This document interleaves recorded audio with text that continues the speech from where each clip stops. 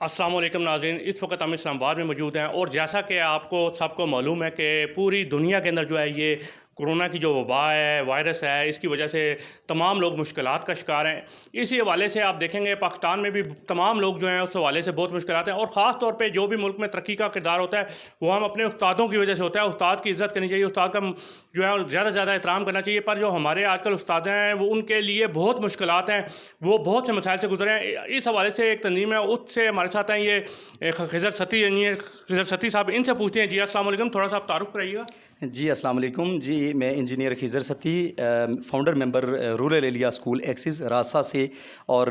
Secretary information हूँ मैं PASMA private school management association Islamabad. Sir ये आप बताइएगा कि आप रूरल एरिया में आपके पास ये कितने तकरीबन स्कूल हैं और कितने जो स्टूडेंट हैं वो इस वक्त इसकी वजह से इफेक्ट हैं? सर ओवरऑल हमारे पास 70% चूँकि पाकिस्तान का एरिया जो है वो देही एरिया है, आपको पता है, और इस्लामाबाद में 906 मरबा किलोमीटर का जो एरिया है उसके अंदर अगर हम सरकमफ्रेंस और उसका डिस्टेंस निकालें तो हम ये समझते हैं कि मैक्सिमम आबादी जो है वो देहात पर मुश्तमिल है। लेकिन हमारे यहाँ चूँकि 3 लाख से ज़्यादा बच्चे जो हमारे स्कूल्स में पढ़ रहे हैं और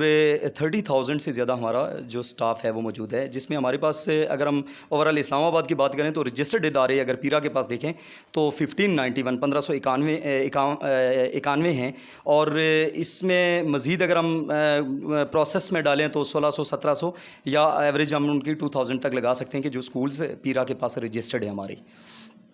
तो इन सारों के जो असातिज़ा कराम हैं वो बेरोज़गार हैं। उसकी वजह यह है कि हमारे यहाँ जो देही इलाका है, जो हम 80% हम स्कूल्स हैं वो प्राइवेट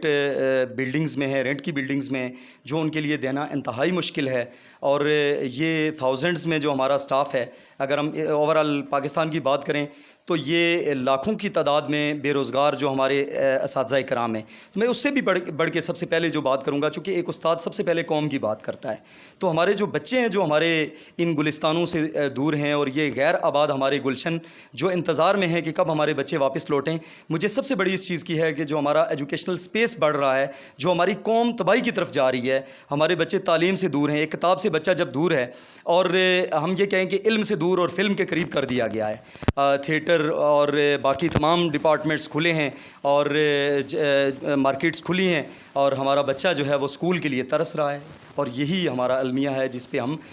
मैं बार बार ये आवाज़ उठा रहा हूँ कि खुदारा इसका मदावा किया जाए। हमारी गवर्नमेंट को अभी होश के नाखून ले लेने चाहिए कि हमारा बच्चा अगर 10 दिन स्कूल से दूर होता है तो उसकी जो परेशानी है वो हम समझ सकते हैं। मैं एक उस्ताद होने की हैसियत से समझ सकता हूँ। और जिनके लिए हमारे रियासत मदीना के अलमबरदार हमारे प्राइम मिनिस्टर कहते हैं कि छाबड़ी वाले और रिक्शा वाले वो हमसे आके पूछे, जिनको हम एजुकेट कर रहे हैं, कि उनके क्या मसाइल हैं। और उनके बच्चे जब एजुकेशन से दूर हो रहे हैं तो उनसे वो चाइल्ड लेबर बढ़ रही है, हमारे मुल्क में चाइल्ड अब्यूज़ बढ़ रही है। सर आप मीडिया के लोग हैं और मैं सबसे ज़्यादा मशकूर हूँ कि हमारा मीडिया बहुत मुस्बत रोल प्ले कर रहा है हमारे जो मुतालबात हैं उनको उजागर करने में। और आपका सर बहुत शुक्रिया कि आप आए, मेरे पास वक्त निकाला और हमारी आवाज़ बने। अच्छा ये बताइएगा, गवर्नमेंट ने जिस तरह कहा है ऑनलाइन सिस्टम कर दिया जाए, ऑनलाइन क्या समझते हैं कि हमारे दही इलाकों में भी इसकी है कि ये लोग ऑनलाइन कोई बच्चे पढ़ सकें, या इतनी वहाँ पे नेट सर्विस या वाईफाई सर्विस या इनके पास ऐसे जो है मोबाइल या टैबलेट वगैरह मौजूद हैं कि ये ऐसा हो सकता है? मेरे सर जो ऑलरेडी हमारे बच्चे 2000 माहाना से कम फीसिस वाले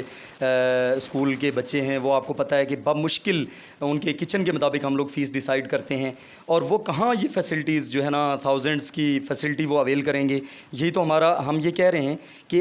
जजमेंट लिया जाए कि जो हमारे रूरल एरिया, हम ये कह सकते हैं कि पाकिस्तान का चूँकि 70% देहात है और जो 5 to 10% जो एलीट क्लास है वो तो ऑलरेडी फैसिलिटेट कर रहे हैं उन चीज़ों को। लेकिन हम ना हमारे पास इंफ्रास्ट्रक्चर है, बाय कंट्री हम देखें तो मुल्क के हवाले से भी हमारे पास सहूलत नहीं है। और अगर हम अपनी ज़ात को देखें तो हमारे जिस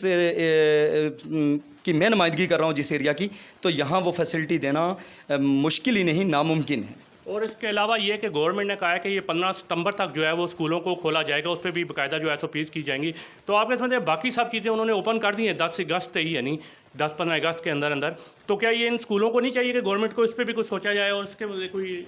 سر ہم تو یہ کہتے ہیں کہ گورنمنٹ نے جس ایس او پیز کی آواز اٹھائی ہوئی ہے وہ ہمیں ایک پورے ہمارے ملک میں ہمیں لے جائے, ہماری ٹیم کو ہمیں آن بورڈ لیا جائے, ہمارے اداروں کو آن بورڈ لے کے اسٹیک ہولڈرز کو لے کے جائیں اور ایک سٹینڈرڈ ایس او پیز دکھا دیں کہ فلاں ڈپارٹمنٹ میں, فلاں بازار میں, فلاں مارکیٹ میں, فلاں مویشی منڈی میں, فلاں جگہ پہ,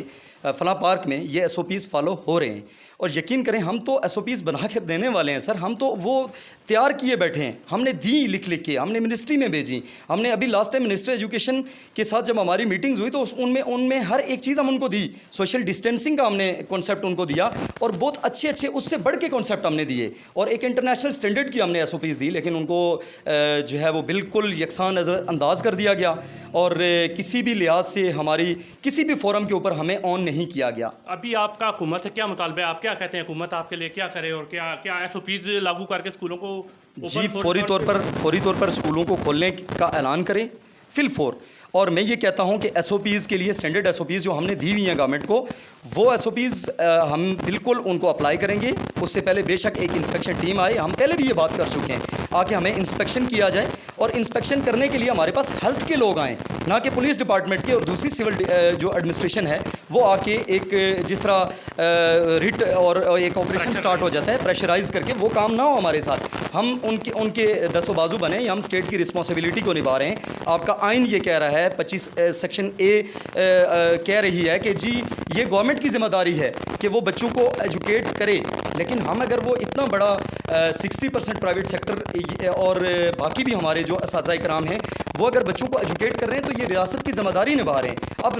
ہمارے لیے سوچنا تو ریاست کا بنتا تھا, لیکن آج یہ حالت ہے کہ ہمارا استاد جو ہے وہ کس حال میں ہے کہ وہ خودکشیاں کر رہے ہیں. ہمارا بچہ تعلیم سے دور ہو کر چائلڈ لیبر, چائلڈ ابیوز میں اضافہ ہو کر وہ اتنا تعلیم سے دور ہے کہ والدین ہمیں ہاتھ جوڑتے ہیں آ کے. آپ غلط سروے اٹھائیں, والدین کتنا تنگ ہیں, وہ کہتے ہیں کہ ہمارے بچے اسکول جائیں, لیکن گورنمنٹ کی اناؤنسمنٹ نہیں آ رہی. وہ گورنمنٹ اناؤنس کرے اور فوری طور پر ایک تو ریلیف پیکیج جو ہمارے جو تباہ حال جو میرے تعلیمی ادارے جو آلریڈی 40% ہمارا سیکٹر بند ہو چکا ہے اس کو کھولنے کے لیے, ہمارے اسٹاف کو فیسیلیٹیٹ کرنے کے لیے, ان بچوں کے لیے جو ہمارے غریب غربا کے بچے ہیں ان کو فیسیلیٹیٹ کرنے کے لیے کم فیسوں والے جو اسکول ہیں ان کو مالی پیکیج لازمی دے. جی بالکل, جس طرح انہوں نے بتایا ہے کہ بچوں کی جو تعلیم ہے ملک کی ترقی کے لیے جو ہے تعلیم بہت ضروری ہے. ہمارا جو ملک ہے اس کا مستقبل جو ہے وہ تباہ ہو رہا ہے, تو اس کے لیے یہ چاہتے ہیں کہ فوری طور پہ جو اقدام کیے جائیں اور اسکولوں کو فی الفور کھولا جائے. جی بہت شکریہ.